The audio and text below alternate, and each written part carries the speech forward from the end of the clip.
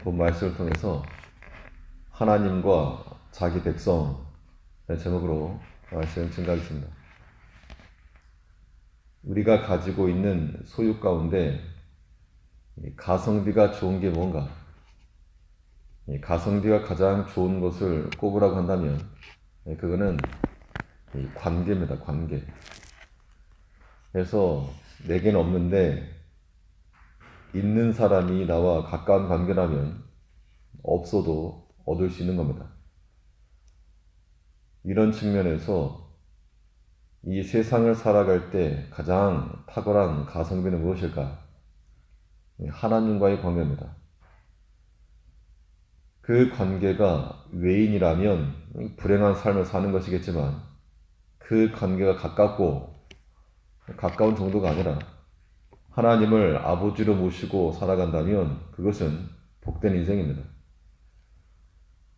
우리가 하나님의 백성으로 살아갈 때 하나님께로부터 주어지는 그 은혜와 복을 얻을 수가 있는데, 그러면 하나님께서는 자기 백성들을 어떻게 대하시는가? 우리가 하나님과의 관계를 맺고 있으면 하나님께로부터 어떠한 복을 얻겠는가? 본 말씀을 통해 살펴보면 먼저 하나님께서는 자기 백성을 안전한 길로 인도해 주시라 했습니다. 그러므로 우리가 하나님을 아버지를 모시고 살아갈 때, 우리를 다스리시는 그러한 주권자로 모시고 살아갈 때, 그때 안전한 길을 걸을 수 있는 겁니다. 하나님이 우리의 보호자가 되셔서 인도해 주시기 때문에 안전하고 또 두렵지 않은 길을 걸을 수가 있겠는데, 51절을 보면 애굽에서 모든 장자 곧 함의 장막에 있는 그 기력의 시작을 치셨으나, 43절부터 50절에 있는 그 내용은 이 애굽에서 10가지 재앙을 통해 백성들을 건져내신 그 장면을 말하고 있는 겁니다. 하나님께서 그 백성들을 치시고 50절에서는 그 노를 위하여 치도하사, 치도라는 말은 길을 평탄케 했다는 것인데, 이는 마치 자기 백성들이 오므로 대적들이 있던 그 앞길을 다 깨끗하게 쓸어버리셨다는 겁니다. 대적들이 자리하고 있던 그 길을 다 쓸어버리시고 자기 백성이 나아갈 수 있는 길을 열어주신 겁니다.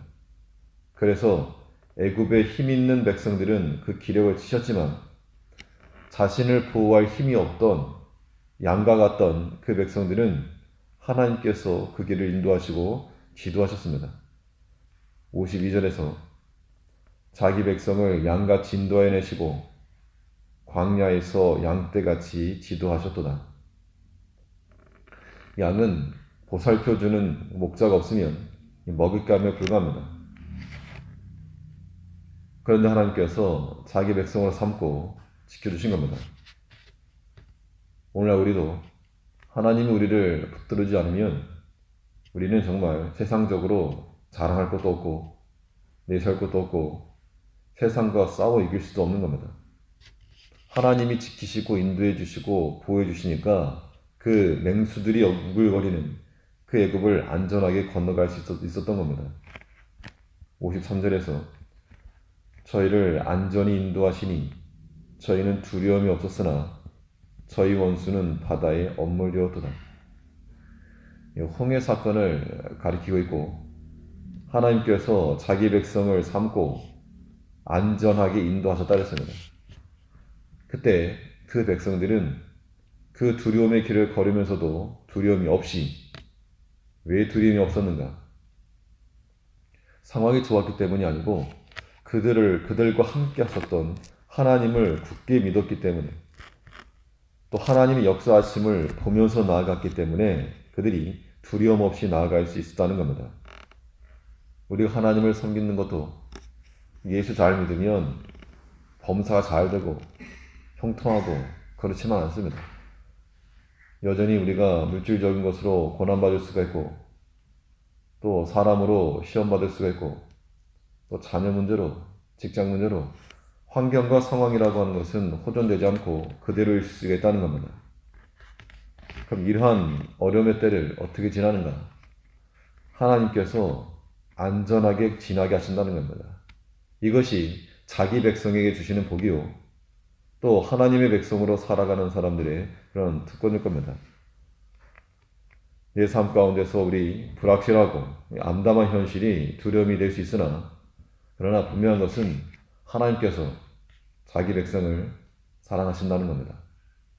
그 백성이 나라면 나 또한 하나님께서 사랑하실 것이므로 안전하게 인도하시고 양같이 지도해 주시고 또 그 길을 걸어가게 하실 것이라. 그러므로 우리가 하나님 백성이라고 하는, 주의 백성이라고 하는 그런 분명한 정체성, 하나님의 사랑이 내게서 떠나지 않는다라고 하는 그 확실성을 가지고 이 두려움 많은 세상, 하나님의 지도함과 인도함으로 안전하게 걸어갈 수 있는 그런 복을 우리가 누려야 됩니다. 또 하나님께서는 자기 백성을 어떻게 인도하시는가, 어떻게 대하시는가, 말씀의 길로 인도해 주신다고 했습니다. 우리를 안전하게 인도하실 뿐만 아니라 여러 가지 상황과 섭리를 통해서, 또 분명한 것은 자기 백성을 말씀의 길로 인도해 주신다는 겁니다. 하나님께서 자기 백성들에게 요구하시는 것이 단 하나 있는데, 다른 거 말고 말씀으로 잘 무장해라. 말씀으로 무장하는 길이 너희가 사는 길이다. 하나님께서 우리에게는 항상 말씀의 길로 인도해 주신다고 했습니다. 54절에서 저를 그 성소의 지경 곧 그의 오른손이 취하신 산으로 인도하시고 또 열방을 저희 앞에 쫓아내시며 줄로 저희 기업을 분배하시고 이스라엘 지파로 그 장막에 거하게 하셨도다. 산으로 인도하셨다는 것은 이 신의 산에서 십계명과 성막을 주신 것을 의미합니다. 하나님께서 그 백성들을 홍해도 가르시고 만나도 주시고 반석에서 물도 주시고 또 먹을 것도 주시고 했지만, 하나님께서 그 백성들에게 주셨던 최고의 것은 그의 말씀을 주신 겁니다. 친히 음성을 들려주셨고 또 기록되어진 말씀으로 그 백성들에게 주심으로 너희 이 땅에 살아가면서 그 말씀 의지하고 살아라. 그 말씀이 너희를 이끌어 줄 것이고 안전하게 하실 것이다 라고 우리에게 주신 겁니다. 그러므로 우리가 하나님의 백성들이라면, 하나님과의 선한 관계를 유지하는 그의 사람들이라면, 우리는 주의 말씀을 잘 받고 항상 말씀의 길로 인도함을 받아야 됩니다. 자기 자녀들은 예쁘게 가꾸고 싶어하는 것이 부모의 심정입니다. 마치 하나님께서도 우리를 예쁘고 또 강하게 하길 원하시는데, 그 방편이 무엇인가? 머리를 묶고 핀을 꽂고 그것보다 우리를 하나님 말씀으로 단련시키는 겁니다.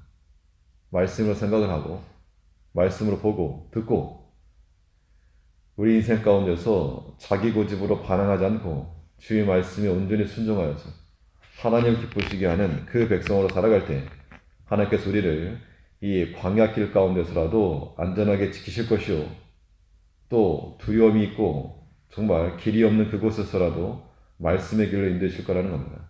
오늘 하루 삶 가운데서도 하나님 백성으로, 하나님과의 관계로, 하나님의 지키심과 보호하심으로 살아가는 한 날이 되어야 될 것 같습니다. 기도하겠습니다.